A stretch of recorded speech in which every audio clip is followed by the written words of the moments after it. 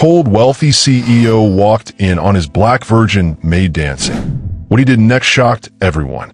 His office gleamed with chrome and leather, every surface reflecting his need for dominance.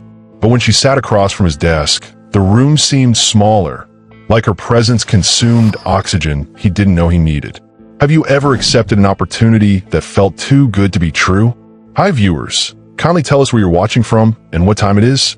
Warm welcome to the family. Enjoy the story.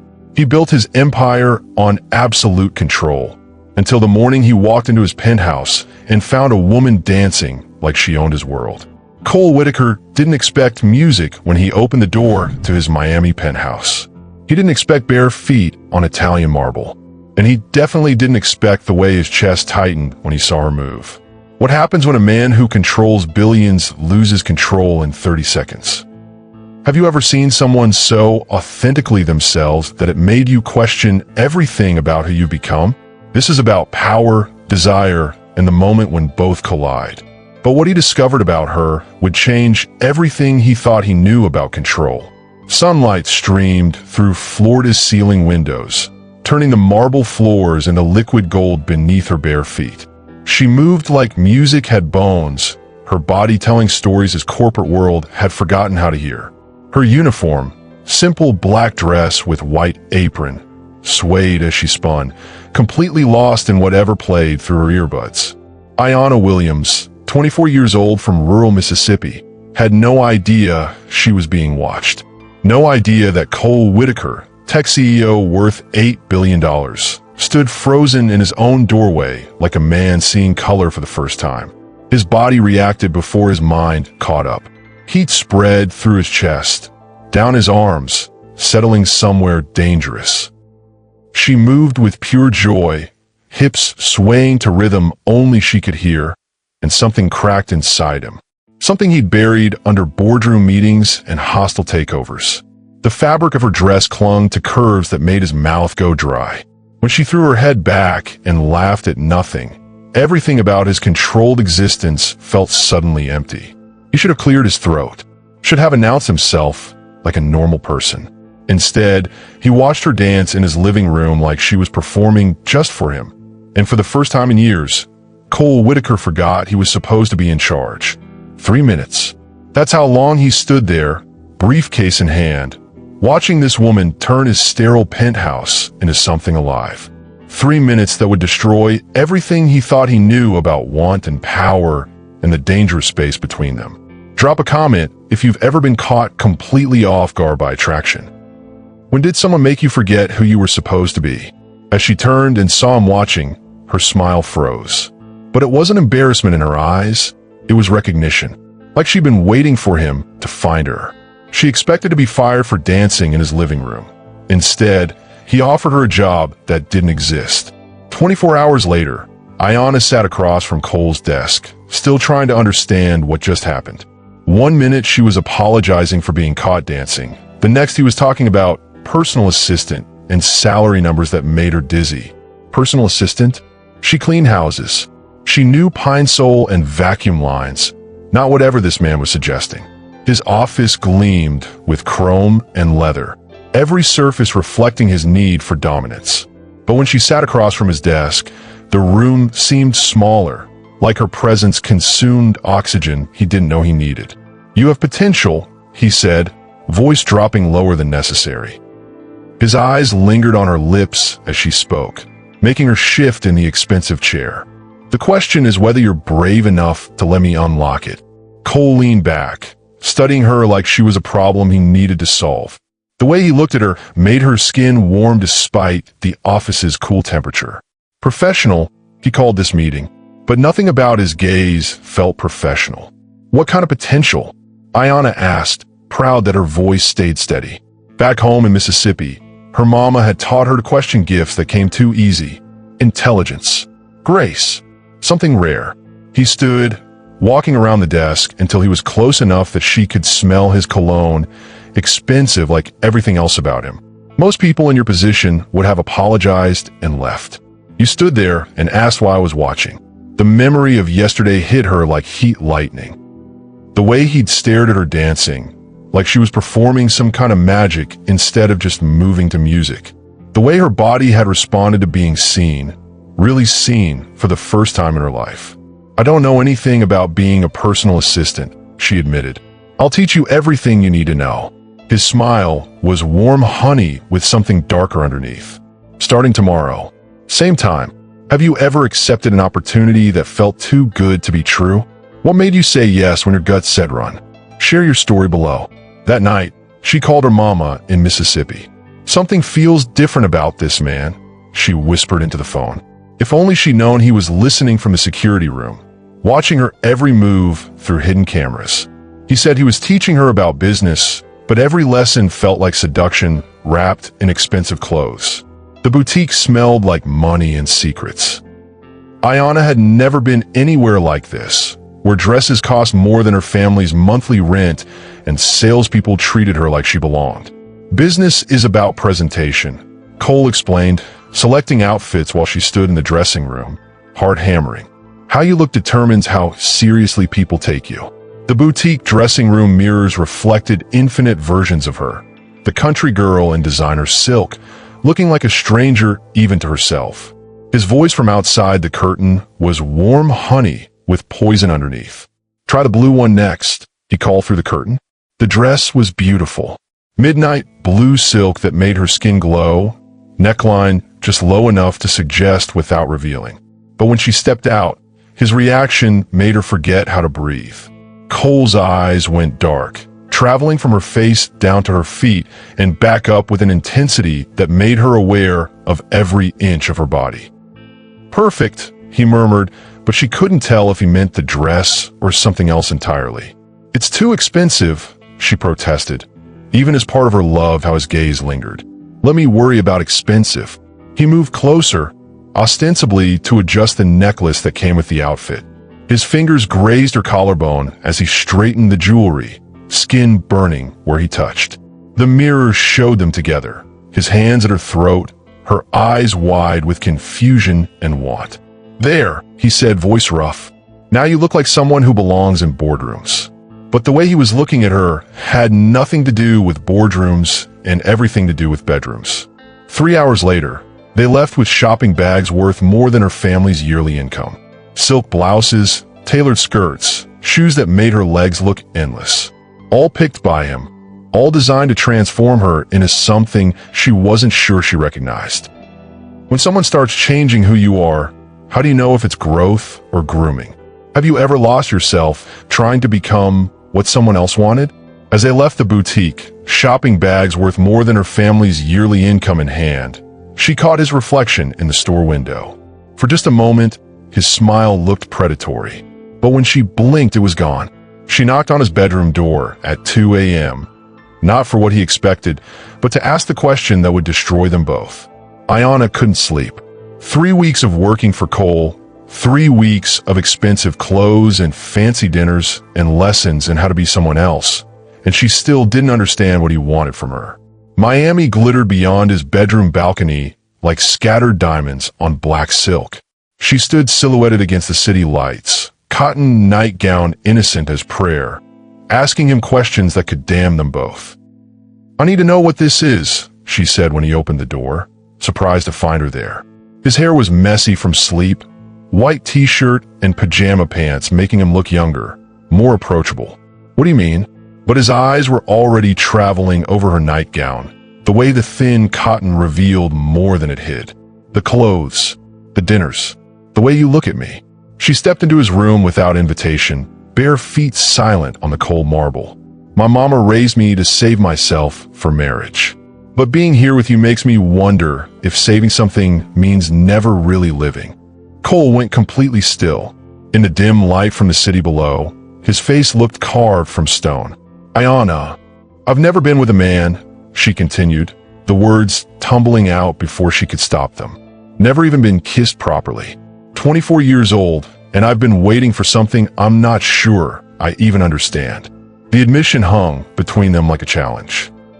She sat on the edge of his bed, cotton nightgown riding up to show the smooth brown skin of her thighs, and watched something dangerous flicker in his eyes. "Some things are worth waiting for," he said finally, but his voice was rough with want. Even if the waiting destroys us both. He took her hand, thumb tracing her palm like reading scripture. The simple touch sent heat racing up her arm, made her breath catch in her throat. But what if I don't want to wait anymore? The question came out as a whisper, brave and terrified at the same time. What would you tell a young woman caught between family values and her own desires? How do you honor where you came from while embracing who you're becoming? He took her hand, thumb tracing her palm like reading scripture. Some things, he said quietly, are worth waiting for, even if the waiting destroys us both. She had no idea he'd already decided she was worth destroying for. The video was 30 seconds long, her dancing, him watching. But the edited version told a story that would destroy her life. Ayana's phone started buzzing at 6 a.m. First one notification, then 10, then hundreds until the sound became a constant angry hum that pulled her from sleep.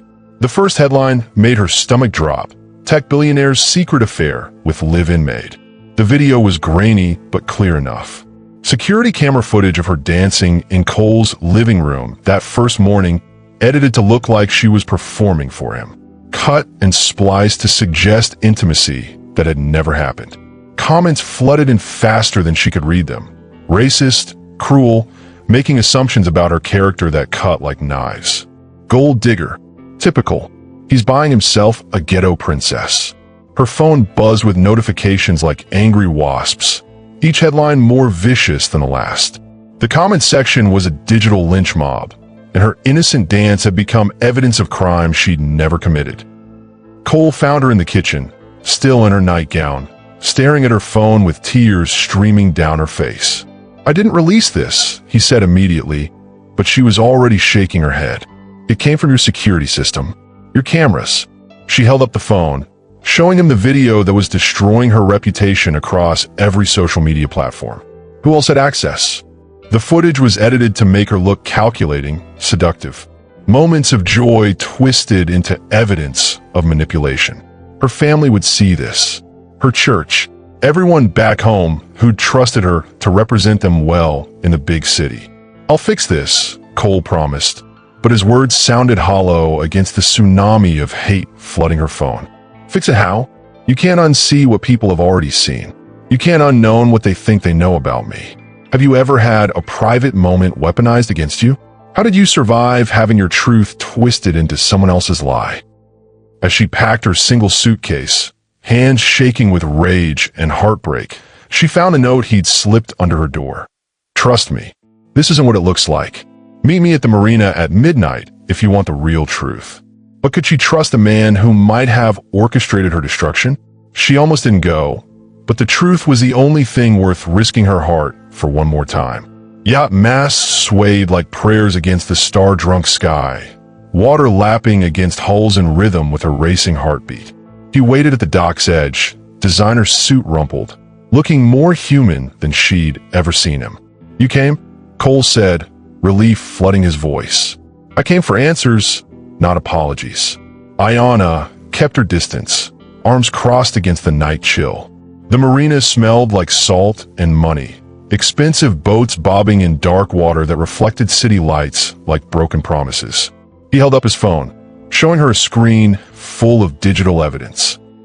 "It wasn't me who leaked the video. It was Marcus Chun, my business partner. He's been planning this for months." The phone screen glowed between them, showing email chains and financial transfers that painted a picture she didn't want to believe. Marcus, Cole's trusted partner, the man who'd smiled at her during office visits, had orchestrated everything. Why would he do this to me? I never even spoke to him directly. Because he knew destroying you would destroy me. Cole's voice cracked on the words. He's been trying to force me out of the company for years. You were just convenient collateral damage. The evidence was overwhelming. Screenshots of Marcus hiring the media company that edited the video. Bank transfers to gossip sites. Even recordings of phone calls where he bragged about taking down the billionaire and his little pet. Rage and relief wore in her chest. Relief that Cole hadn't betrayed her. Rage that she'd been used as a weapon in someone else's war. "I hate you for bringing me into this," she whispered, but the words came out broken instead of angry. "I know," he said, stepping closer. "Hate me louder." She kissed him with fury and hunger, months of tension exploding between them. Her hands fisted in his shirt, pulling him against her with desperate need. He lifted her onto the yacht's railing, mouth hot against her neck as boats swayed around them like a floating city of secrets. "This is crazy," she breathed against his ear. "Everything about us is crazy." His hands mapped her body through the thin fabric of her dress, touch reverent and possessive at the same time. They moved to his yacht's cabin, away from prying eyes and city lights. In the darkness below deck, she let him worship her body like an apology made flesh. Every kiss promised redemption.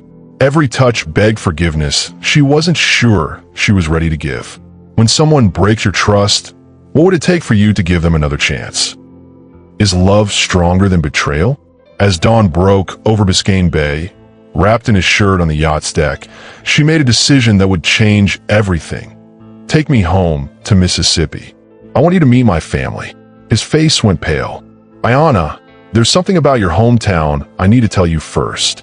The private jet touched down in Jackson, Mississippi, but what Cole had hidden about her hometown would shatter everything she believed about coincidence. Red clay roads and Spanish moss draped over ancient oaks like mourning veils. The South embraced her like a mother's arms, but recoiled from him like he carried winter in his expensive shoes. Cole had been quiet during the entire flight, hands clenched in his lap like he was preparing for surgery. Now, as their rental car wound through streets she'd played on as a child, his silence felt heavy with secrets.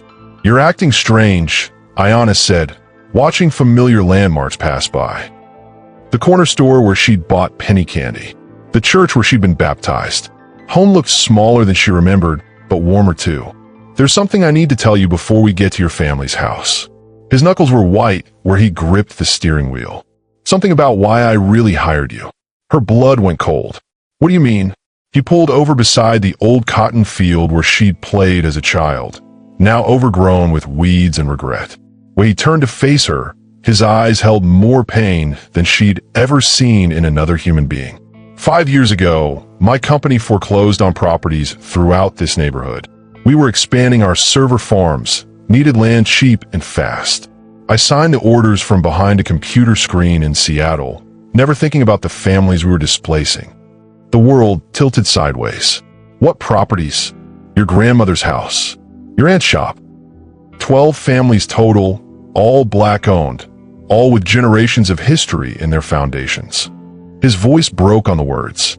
"Your family lost everything because of a decision I made during a 15-minute board meeting." Ayanna stared at him, pieces of a horrible puzzle clicking into place. "You knew who I was when you hired me.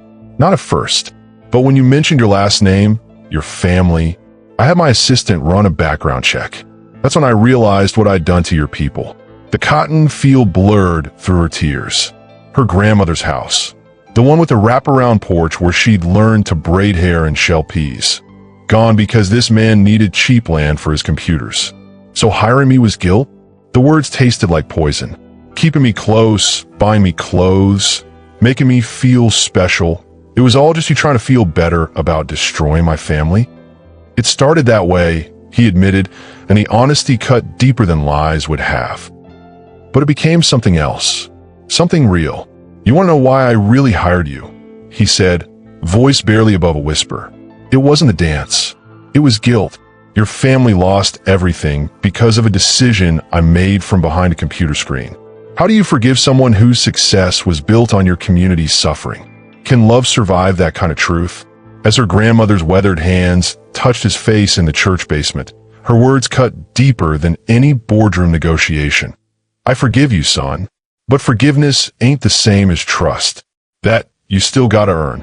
In a Mississippi church basement, surrounded by the families his decisions had destroyed, Cole Whitaker faced the reckoning he'd spent years avoiding.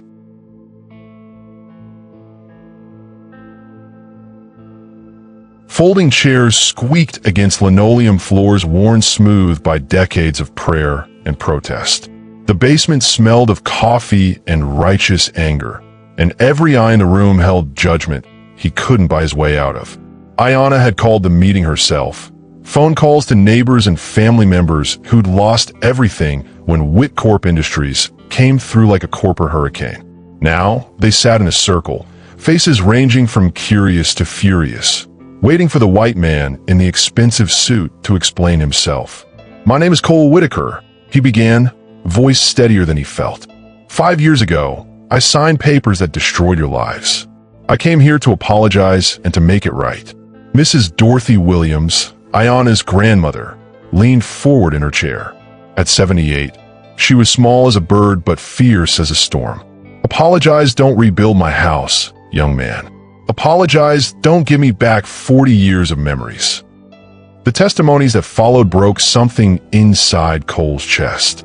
Mr. James, who'd lost the barbershop where 3 generations of men had gotten their first haircuts.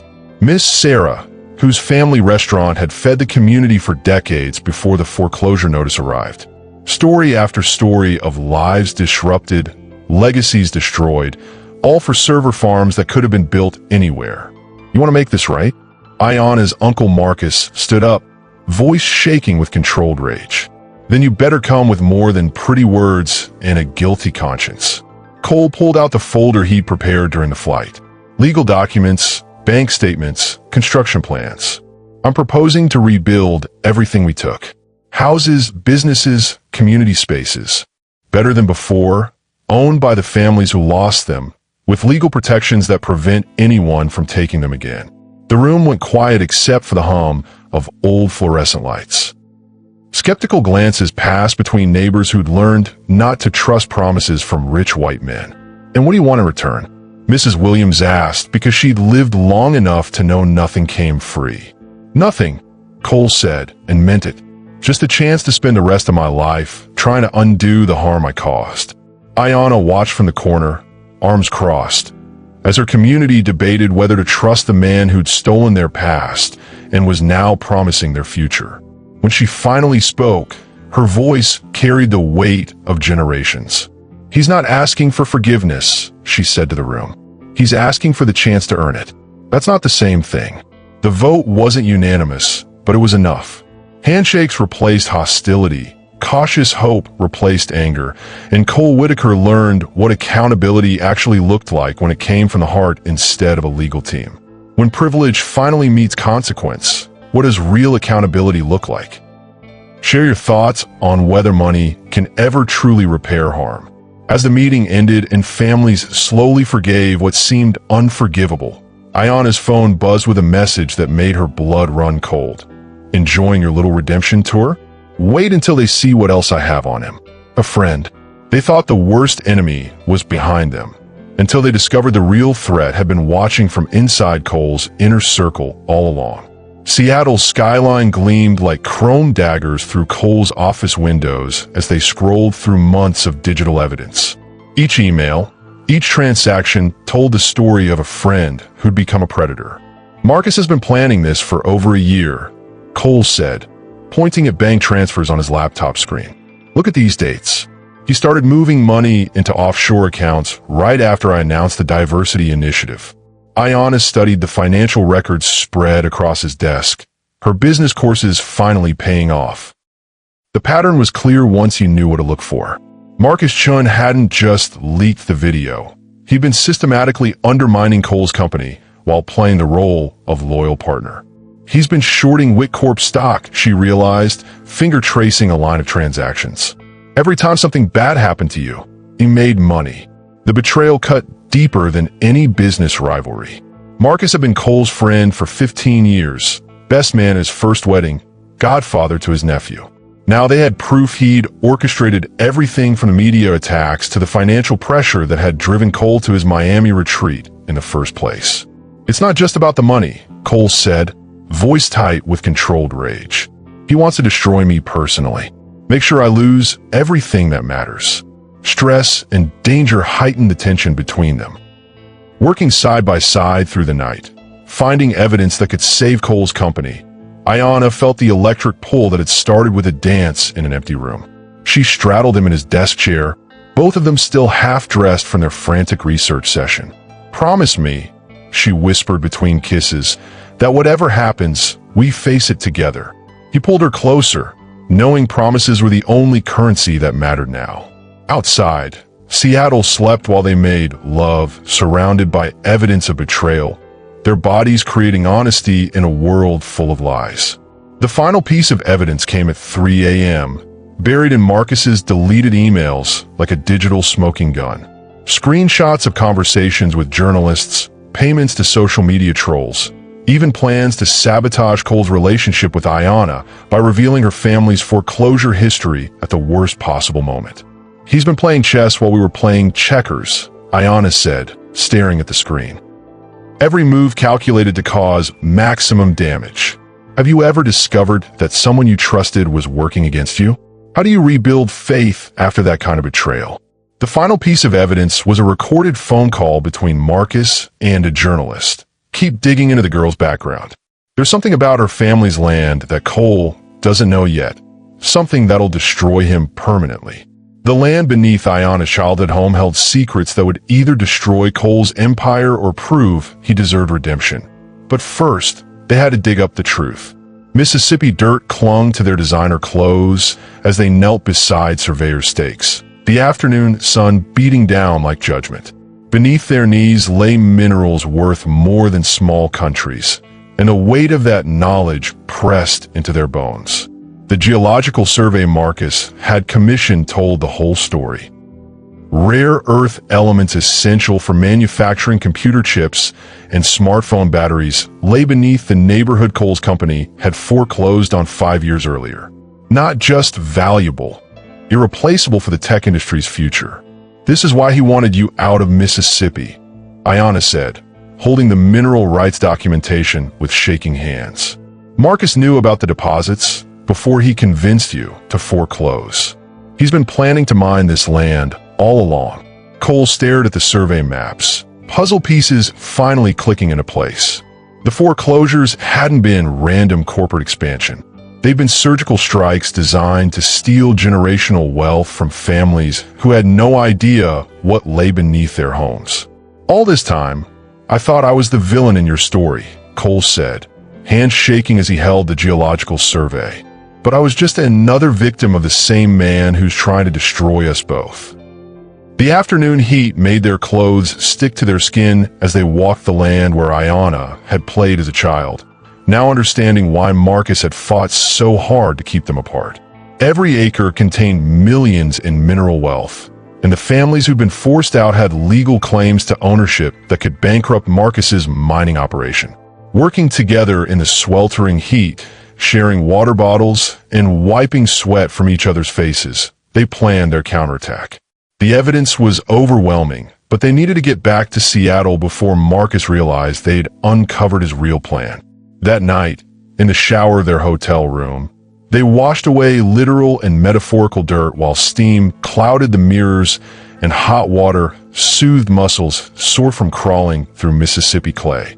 Their lovemaking was desperate and determined, two people clinging to each other before the final battle. "He thought he could use my guilt to control me," Cole said afterward, both of them exhausted and clean and ready for war. "Turn me into a weapon against your family twice. Once through foreclosure, again through heartbreak.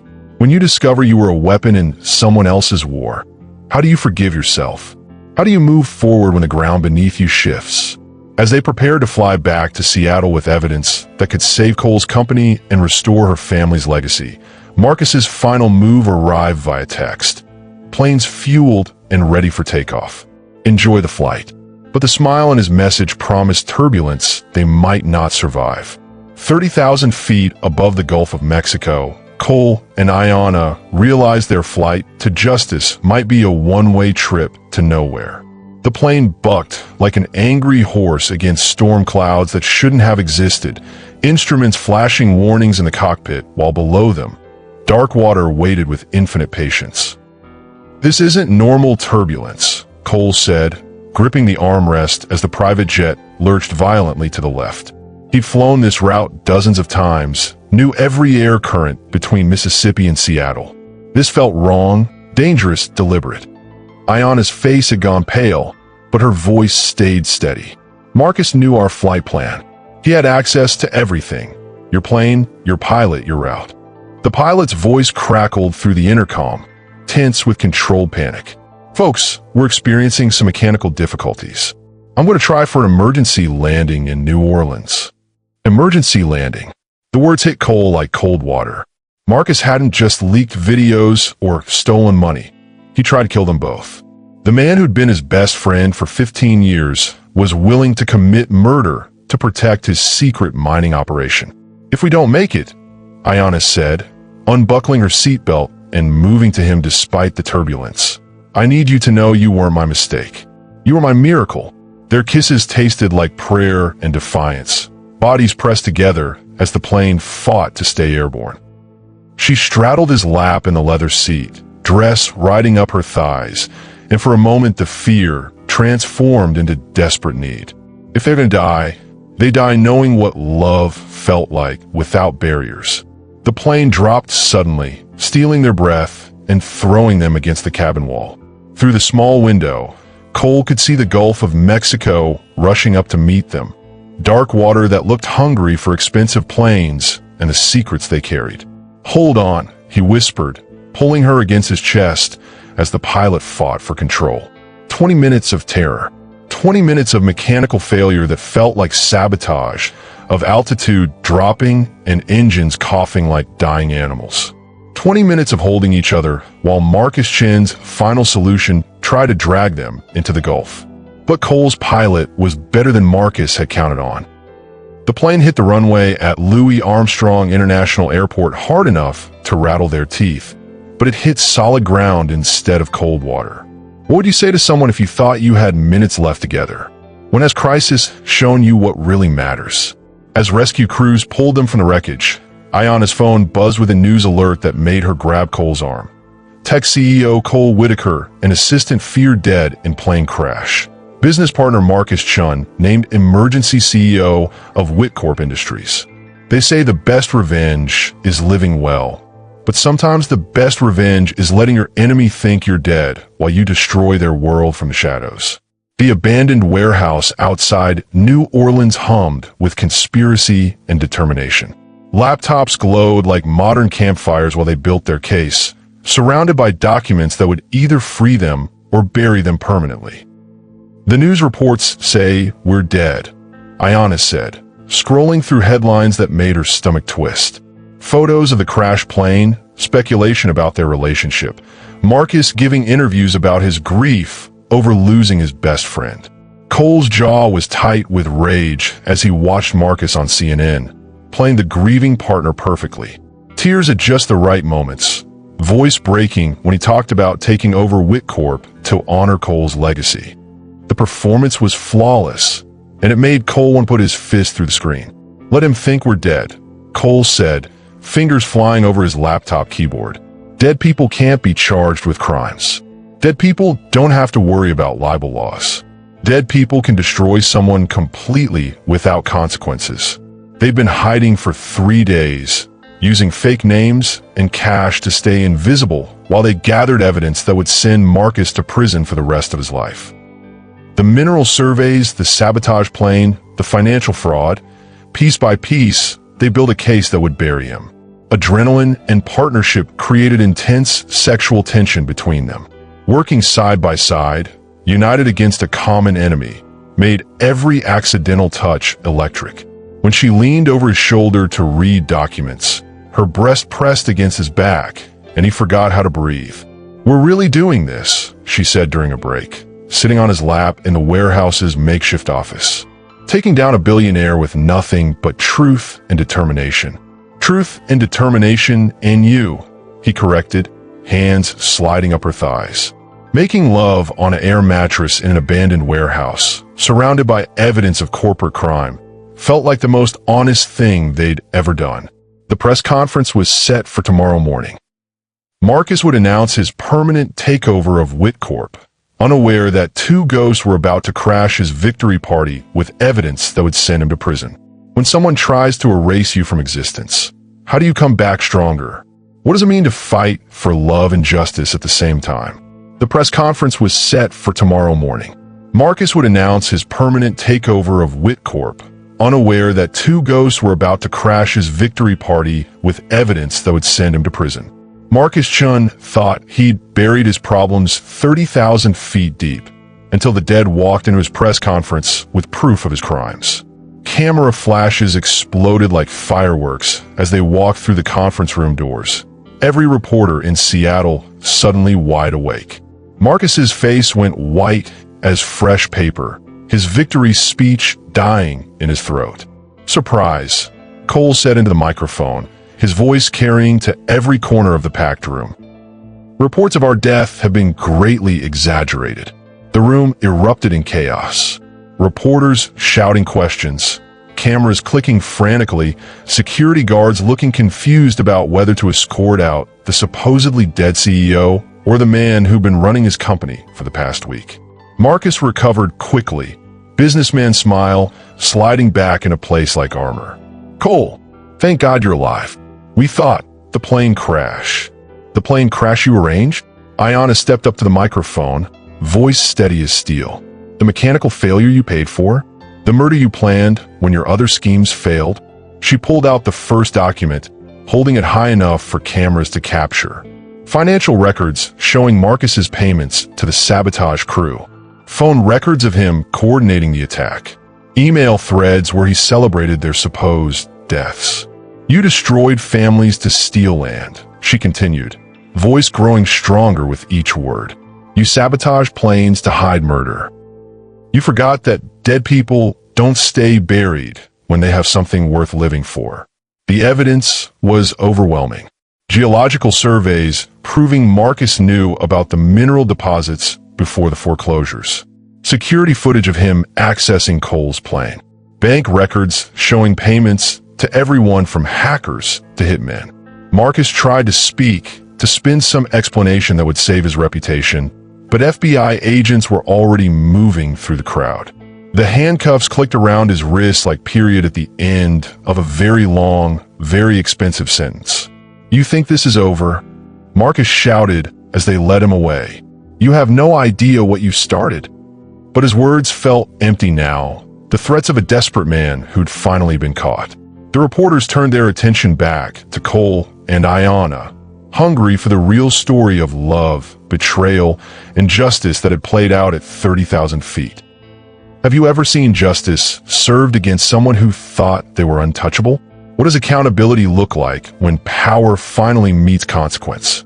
As Marcus was led away in handcuffs, he shouted over his shoulder, "You think this is over? You have no idea what you started." His words followed them out of the building like a curse. But for the first time in months, they weren't afraid of tomorrow. Revenge was sweet, but rebuilding everything they'd lost tasted like forever. And forever was exactly what they wanted. Construction crews worked like ants on the Mississippi horizon, building community centers and tech training facilities where cotton fields once struggled. Progress looked like hope with steel beams and solar panels. 6 months after Marcus's arrest, Cole and Ayanna stood on the front porch of their newly built home, watching the neighborhood transform around them. Houses rose from foundations where her grandmother's place used to be. The community center gleamed with fresh paint and new dreams. Whitcorp's ethical pivot was working better than anyone had expected. Stock prices climbed as investors rewarded companies that proved profit and principle could coexist. The mineral rights lawsuit had been settled in favor of the original families, with Cole's company partnering, not competing, with the community for extraction rights. "Your grandmother would be proud," Cole said, watching Ayanna's young cousins play in the yard where she'd once chased fireflies. "She's proud," Ayanna corrected, hand resting on the porch rail they designed together. "I can feel her in the wood grain, in the way the light hits the windows. She's here." He lifted her over the threshold of the house they designed together, her laughter echoing off walls that knew her name, her history, her triumph. The bedroom windows faced east toward the sunrise, west toward the community center, north toward the future they were building together. "Welcome home," she whispered, and he knew she meant more than the building. Their lovemaking that night was different from the desperate passion of warehouses and airplanes. This was celebration. Two people who'd survived betrayal and sabotage and found something worth building forever. His hands worshipped her body like he was mapping territory he'd never have to leave. Cole's own family relationships had healed too. His sister visited regularly now, bringing his nephew to play with Ayana's cousins. His parents, who'd initially worried about the complications of his relationship, had been won over by Ayana's intelligence and grace. What does it look like when love creates legacy? When personal healing becomes community transformation? Share your vision of love that builds, not just burns. As they stood on the porch of their new home, watching sunset paint the Mississippi sky, he reached into his pocket for the ring he'd been carrying for months. But her hand was already reaching for something in her purse, something that would change their future in ways neither expected. She danced alone in his penthouse that first morning. Now they danced together in a home built on truth, justice, and the kind of love that changes the world. The community center's grand opening looked like a celebration of everything they'd built together. Children playing on equipment funded by ethical tech profits, families gathering in spaces designed with dignity, love multiplying like light through prisms. Cole watched Ayana cut the ribbon on the building that bore her grandmother's name, the Dorothy Williams Center for Community Excellence, and knew he was looking at the woman he wanted to dance with for the rest of his life. "There's something I need to tell you," she said as the crowd began to thin, her hand warm in his as they walked through spaces that smelled like fresh paint and new possibilities. He reached into his pocket for the ring he'd been carrying for months, but her eyes stopped him. Something in her expression, joy mixed with nervousness, made him wait. "I'm pregnant," she said simply, and the world shifted on its axis. The ring fell from his suddenly nerveless fingers, bouncing once on the polished concrete floor before rolling under a folding chair. For a moment, neither of them moved to retrieve it. "How long have you known?" he asked, voice rough with emotion. 2 weeks. I wanted to be sure before I told you." Her hand moved to her still flat stomach, protective and proud. This baby was made by choice, not contract. Created by love, not desperation.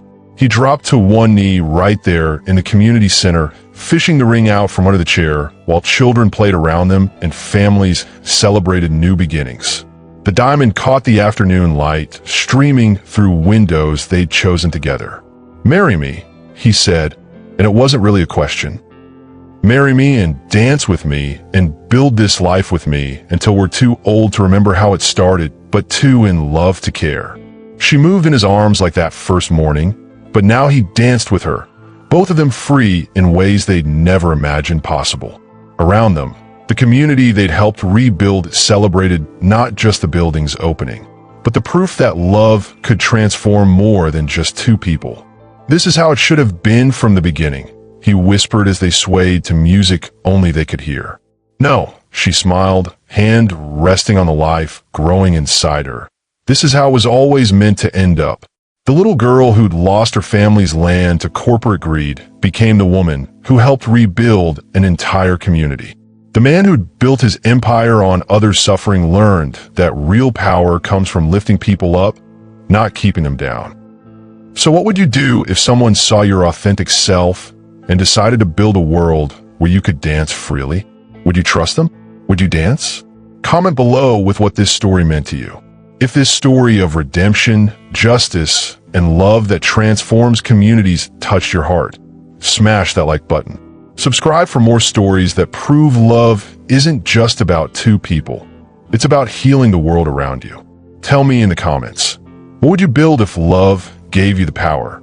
And remember, sometimes the most revolutionary act is simply being authentically yourself.